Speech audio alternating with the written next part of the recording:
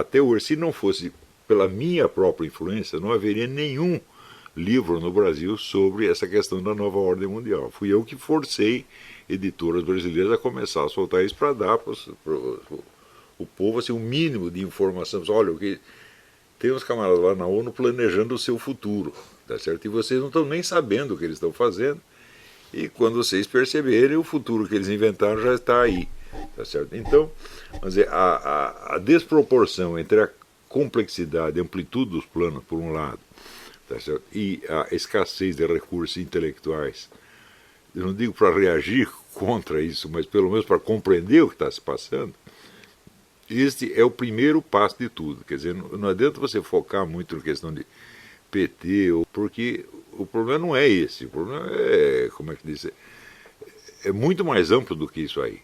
Quer dizer, assim, e a situação é muito mais complexa. Eu acho que sem um estudo desse fenômeno do globalismo como um todo, nunca vamos entender o que está acontecendo no Brasil, o que está acontecendo na Venezuela, o que está acontecendo na Bolívia. Absolutamente nada, porque nós somos o terceiro mundo, nós somos a periferia, tá certo? E o Brasil, tradicionalmente, ele não é um sujeito da sua história, ele é um eco do que é decidido no exterior. Quer dizer, o Brasil é o rabo do cachorro, o rabo nunca vai abanar o cachorro, não tenho a menor dúvida. Sempre foi assim. E o foco dessa dependência não é econômico, mas em hipótese alguma. O foco é puramente cultural e intelectual. Quer dizer, você tem uma pequena elite intelectual que está cada vez mais incapacitada para compreender o que está acontecendo.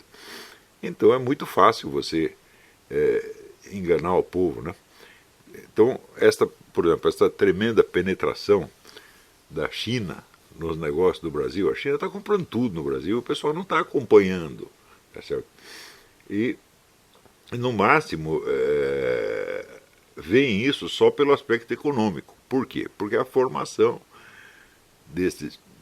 dos formadores de opinião brasileira é eminentemente econômica. Este predomínio do econômico começou, por incrível que pareça, no tempo dos militares.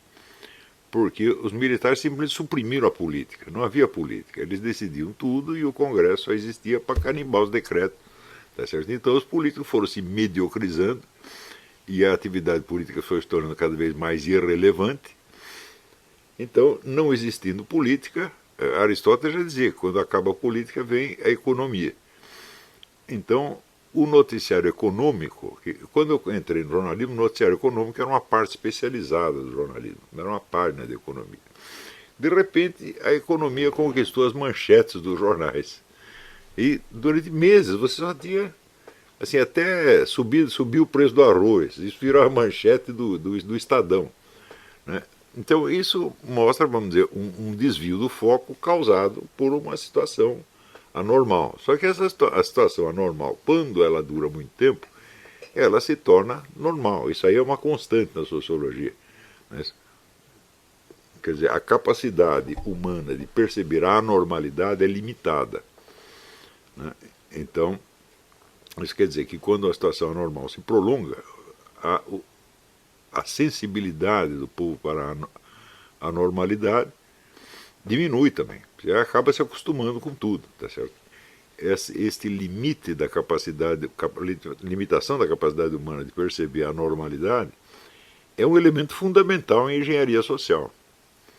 Quer dizer, quando você quer impor uma nova situação que é anormal, é só você manter durante algum tempo e ela deixa de ser normal, você se acostuma com ela. Até o vocabulário tem que mudar, não é isso? Isso quer dizer que, em geral, a população ela só percebe a normalidade seguinte, a nova, tá certo? As velhas, passou de 10 anos, acabou, aquilo já está estabelecido. E um fator que nós sempre temos que levar em conta é o seguinte: faça para vocês mesmo a seguinte pergunta. Quem, hoje em dia, dá instrução ao povo sobre o que é certo, o que é errado, o que é permitido, o que é proibido, o que é conveniente, o que é inconveniente, quem são os maus, quem são os bons, quem são os heróis, quem são os vilões, o que é boa educação, o que é falta de educação, o que você deve vestir, o que você deve comer, o que você pode falar, o que você não pode falar. Quem instrui a população sobre isso? São jornalistas. É exclusivamente a mídia. Quer dizer, a mídia desempenha a função que outrora foi desempenhada pela igreja. Ela é a educadora da população e, na verdade, é a única educadora. Por quê? Porque os padrões dela são automaticamente imitados na educação, nas escolas. A mente dos professores é formada também pelos jornalistas. Né? Eu sou, de certo modo, testemunha ocular, auditiva e quase táctil disso, porque eu trabalhei nas duas revistas da Fundação Vitor Chivita, Editora Abril, que forjaram a cabeça do professorado brasileiro. Uma revista se chamava Escola, depois com o nome de Nova Escola, e outra chamava Sala de Aula, uma dirigida a professores primários e outra a professores secundários. E foi por esta revista, e quase que exclusivamente por ela, que penetraram nomes como Emília Ferreiro, Freinet, esse pessoal todo desconstrucionismo. Esse trabalho levou 20 anos, não foi uma coisa do dia para a noite. Então, essas revistas eram feitas por um grupo de não mais de 5 jornalistas, dos quais metade ligado ao PT e outra metade simpatizante. Tá certo? E outra metade que aos poucos estava tentando entender o que acontecia, entre os quais eu. Quer dizer, eu não era na época eu não era um sujeito frontalmente antipetista e nem mesmo anticomunista, eu estava apenas observando e ficando cada vez mais perplexo com o que acontecia, mas eu não tinha me ocorrido a ideia de oferecer uma resistência a isso. Então, isso quer dizer que se você pegar a classe jornalística brasileira, que se constitui de umas 3.000, 4.000 pessoas, não mais do que isso. Quer dizer, esses são, vamos dizer, os instrutores do povo brasileiro e tudo o que acontece na sociedade vem primeiro pela mídia, depois passa para as escolas, para a educação, em geral, educação universitária primeiro, e depois vai baixando, até chegar na escola primária. Quando chegar na escola primária, a luta está ganha.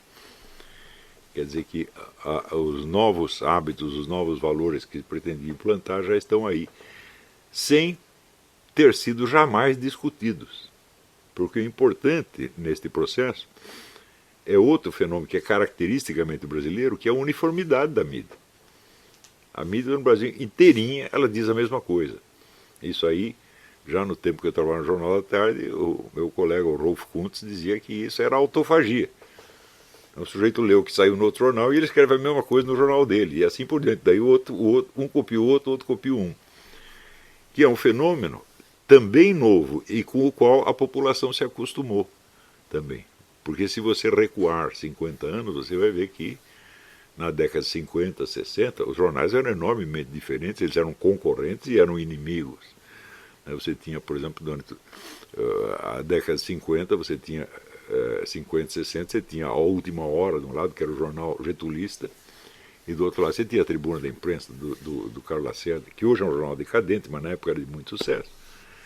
E era assim, eram os dois extremos que se confrontavam perante o público. Então você tinha realmente discussões públicas.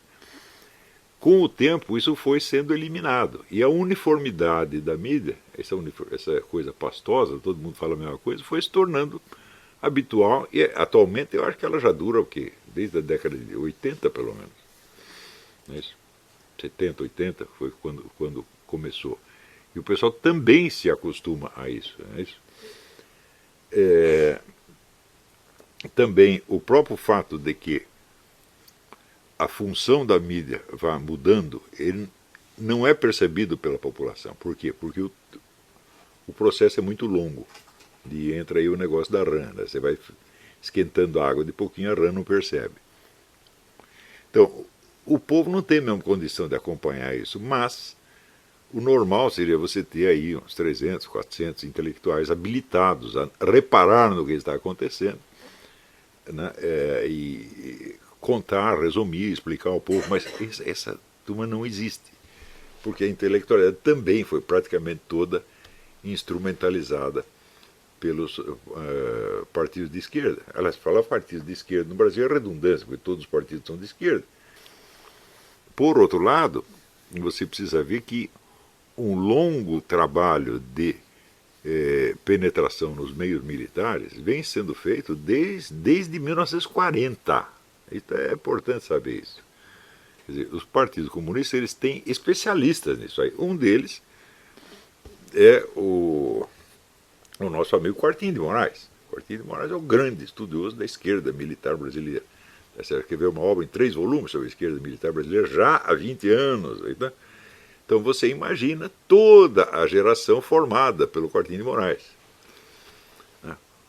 Por outro lado, uma coisa que você é preciso também levar em conta é que graças à pobreza intelectual reinante aparece a mentalidade doutrinária, que é você é contra ou a favor as coisas em bloco.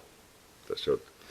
Então, se você está a favor de uma determinada política, então você usará de todos os argumentos em favor dela. Você fabricará argumentos como um gerador de lero-lero, tá entendendo?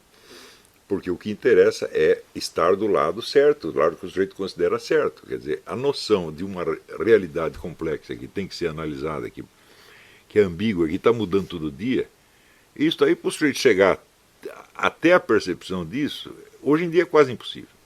Tá certo? Então, foi por isso que durante a década de 90 eu insistia muito com os nossos liberais, sobretudo no Fórum da Liberdade, junto ao Instituto Liberal, que eles precisavam fazer um trabalho de esclarecimento junto às Forças Armadas. Tá certo? Mas acontece que o sujeito é liberal, então ele é antimilitarista, ele tem um tremendo preconceito antimilitar, ele não quer se misturar com essa gente, então os comunistas lá se misturavam e eles ficavam a uma higiênica distância. Resultado, nós não sabemos a profundidade da penetração da doutrinação esquerdista entre os militares. E, portanto, fica difícil, quando o pessoal começou com a história de intervencionismo, intervenção militar, botar as tropas na rua, etc, etc.